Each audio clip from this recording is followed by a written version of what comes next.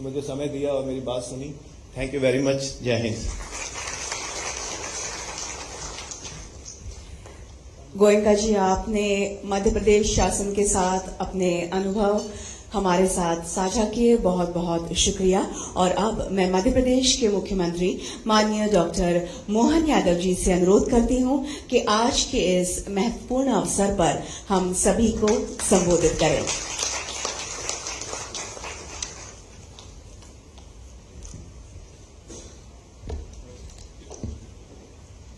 उद्योग और व्यापार की नगरी और पूरे देश की एक तरह से इंडस्ट्रियों की आत्मा जहां बसती है, ये हमारी एक तरह से उसकी राजधानी व्यापार व्यवसाय की मुंबई, और मुंबई की आज की इस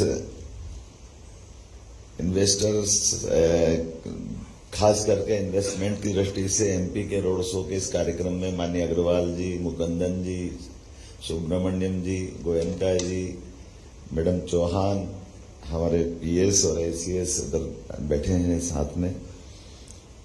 इस अवसर पर पूरे इस उद्योग जगत के विभिन्न गणमान्य अतिथिगण,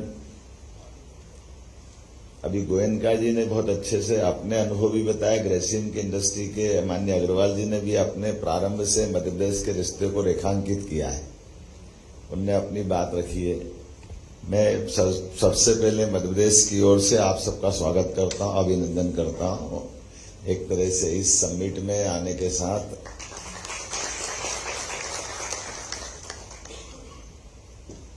मध्य प्रदेश की बात अगर प्रारंभ करें तो हमारी देश की संस्कृति से जोड़कर के किस्सा ध्यान में आता है।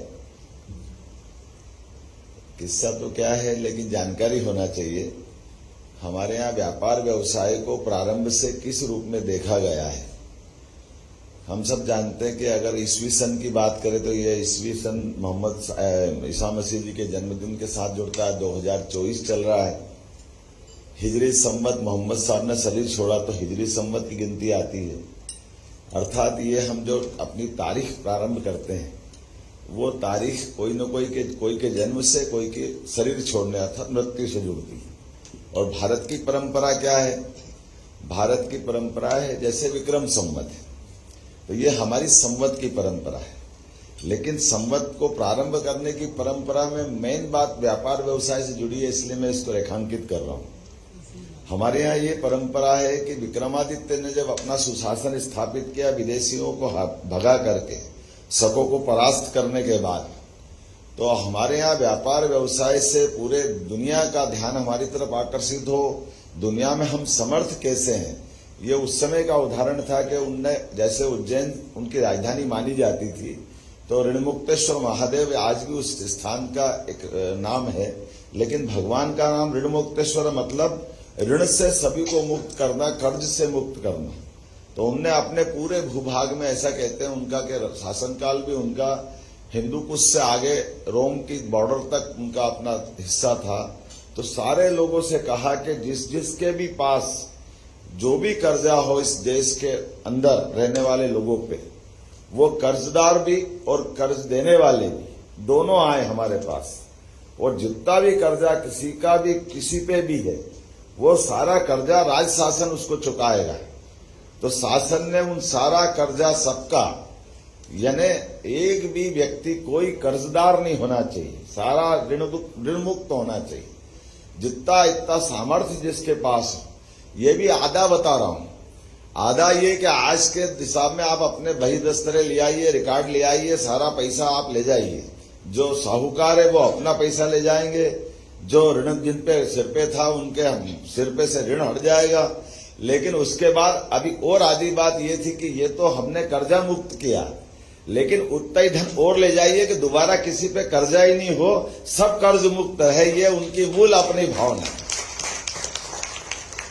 इस भावना में सार क्या छिपा है वो हम सब समझ सकते हैं कि शासन करने का मतलब शासन केवल कलेक्शन करके अपने खुद को समर्थशाली कर ले, इससे बात नहीं बनेगी। शासन के सुशासन के दृष्टिकोण में हर एक व्यक्ति समृद्ध बने, सामर्थ्यशाली बने, और हमारे अपने धन के ऊपर जितना प्रभाव होगा, लेकिन धन के आधार पे भी दुनिया चलती है।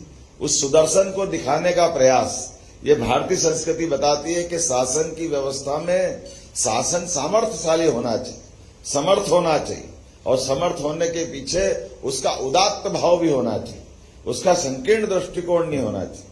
सभी प्रकार की व्यवस्थाओं को सुव्यवस्थित तरह से चलाने के लिए, इसलिए आज के इस दौर में यशस्वी प्रधानमंत्री के लिए जोरदार ताली बजाए माननीय नरेंद्र मोदी जी के। हमने विक्रमादित्य को तो नहीं देखा है, लेकिन हम सब समझ सकते हैं कि 10 साल से बहुत छोटे से समय के अंदर कितने अच्छे प्रकार से सभी व्यवस्थाओं को प्रोत्साहन देते हुए, अपने सामने कभी कोई कल्पना कर सकता है कि हमारा 5वां मुकाम आ जाएगा और अब हम तीसरे मुकाम की तरफ जा रहे हैं, दुनिया की तीसरी अर्थव्यवस्था बनने की तरफ बढ़ रहे हैं। हमारे लिए कितने कष्ट थे, भारतीयों को अपने आनंद से बात करने के पहले भारतीय होने पे भी गर्व होने में 2 बार विचार करना पड़ता था। ये भारतीयों का स्वाभिमान लौटाना, और दुनिया में हमारे इस व्यवस्था में क्यों हम किसी पे निर्भर रहेंगे। सैन्य सेक्टर में, इंफ्रास्ट्रक्चर में, दुनिया के बड़े बड़े रोड के फोटो देख करके हम खुश होते थे। कितना अच्छा लगता कि वर्ली से अभी आप बॉम्बे के अंदर, समुद्र के अंदर भी हमने हमारे लोगों को समर्थ बनाते हुए यहां हमने कनेक्टिविटी प्रारंभ कर दी। कितना अच्छा लगता है कि अब हम अपने देश से न केवल देश के अंदर की समर्थ या सुरक्षा की बात करते हैं, बल्कि भूटान जैसे मामले को लेकर डोकलाम में भी चीन को घुटने के बल ला देते हैं। ये हमको कितना अच्छा लगता है कि हाँ, हमारा ये देश, कि न केवल हमारे देश के लोग सुरक्षित है, बल्कि हमारे पे विश्वास करने वाले अड़ोसी पड़ोसी भी हम पे भरोसा करें। मुझे इस बात की प्रसन्नता है। आज चूंकि वो विषय और भटकेगा, कहीं और जाने के बजाय आप सब लोग, मध्य प्रदेश देश का दिल माना जाता है, और देश के दिल में, जैसे मैंने कहा कि यशस्वी प्रधानमंत्री का भी हम सबके ऊपर सरपरस्ती है, और मध्य प्रदेश ने तय किया है कि हमारे सभी सेक्टर के अंदर जो भी व्यापार व्यवसाय के लिए आएंगे, उन व्यापार व्यवसाय में केवल उनका भला नहीं है, मध्य प्रदेश की प्रगति भी है। और मध्य प्रदेश की प्रगति हो, आपके भला हो, इसमें भारत माता की प्रगति, पूरा देश ऐसे सारे व्यवस्थाओं के लिए तो इंतजार कर रहा है। इसलिए स्वाभाविक रूप से इनके अंदर की कठिनाइयों के लिए हमने निर्णय किया है, उसके लिए हम सब प्रकार के समाधान करने के लिए तत्पर हैं। और कुल मिलाकर के कितने सारे सेक्टर हैं, सभी सेक्टर में, क्या शिक्षा, क्या चिकित्सा, क्या इंफ्रास्ट्रक्चर, या माइनिंग का सेक्टर, मध्य प्रदेश में टूरिज्म के लिए कितने अच्छी बात बताई, एनर्जी का सेक्टर, एनर्जी के सेक्टर में भी और भी बहुत सारे प्रकार की संभावना है ऐसे सारे लोगों के लिए। क्योंकि मुझे थोड़ा सा ऐसा लगा कि ज्यादा बोलना नहीं है, आप लोगों से व्यक्तिगत मिलूंगा तो ज्यादा अच्छे से बात करूंगा, लेकिन बनने के बाद ही हमने अपनी, जो आपने गोयनका जी ने सही कहा है कि फरवरी में हमने अपनी इन्वेस्टर समिट की थी और हमने कहा इसको रीजनल करेंगे, केवल एक ही जगह करने से फायदा नहीं है। मध्य प्रदेश की भौगोलिक जो साइज है वो बहुत बड़ी, और अलग अलग सेक्टर में, इसी अभी आपसे कर रहा हूं 20 तारीख को जबलपुर में हम इन्वेस्टर समिट करने वाले रीजनल सेक्टर में, तो आपके लिए वहां का निमंत्रण भी दे रहा हूं। आप में से जो जो रोजगार की दृष्टि से हमारे लिए मदद करेगा और आप अपना उद्योग व्यवसाय को बढ़ाएंगे, आपको आमंत्रण दे रहा हूं। लेकिन ये भी आश्वस्त करता हूं कि सरकार के माध्यम से जो जो कठिनाइयां हो सकती है उसमें सब हल करने के लिए हमने इस बजट में भी गुंजाइश रखी थी। कि ये बात सही है कि हमने अगर कमिटमेंट कर लिया है कि हमको अपनी कोई अनुदान देना है तो हमको क्यों नहीं देना चाहिए, क्योंकि अगर हम अपने कमिटमेंट पे खड़े होंगे तब तो आगे बढ़ेंगे। इसलिए हम 2 रूप से समान आधार पे चल रहे हैं। जो हमारे यहाँ व्यापार व्यवसाय कर रहे हैं, उद्योग धंधे लगा रहे हैं, उनके कौन कौन से कमिटमेंट हमने किए थे और कोई उस कारण से उसमें लंबित हो रहे हैं, पेंडिंग हो रहे हैं, उसको सबको तुरंत दूर कर रहे हैं। और इसके अलावा जो अभी हमने जिनने मध्य प्रदेश नहीं देखा है उनको भी आमंत्रण दे रहे हैं, लेकिन जो ऑलरेडी काम कर रहे हैं उनको कराते हुए, और खास करके मध्य प्रदेश के अंदर लाइन ऑर्डर की दृष्टि से, बाकी व्यवस्थाओं की दृष्टि से अब इतनी अच्छी स्थिति है कि जिसमें बड़ी संभावना है। इस संभावना का आप भी लाभ उठाएंगे। मेरी अपनी ओर से सबको शुभकामना, बहुत बहुत धन्यवाद।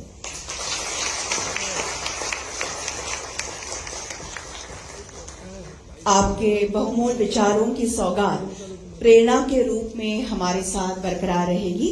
मैं दिल की गहराइयों से आपका शुक्रिया अदा करती हूं। और अब आभार ज्ञापित करेंगे श्री चंद्रमौली शुक्ला, व्यवस्थापकीय संचालक, मध्य प्रदेश उद्योग विकास निगम।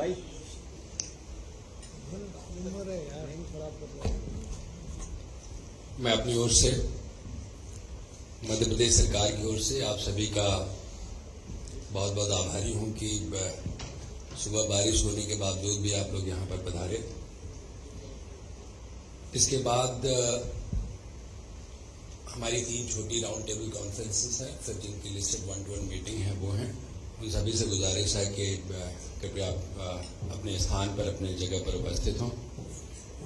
बहुत सारे देशों के कौंसल जनरल्स और उनके रिप्रेजेंटेटिव्स आए हैं। उनका मैं विशेष रूप से आभारी हूं कि आपने अपने बहुमूल्य और व्यस्त समय में से समय निकाला and you have found time to be here and to be part of the development story of Madhya Pradesh.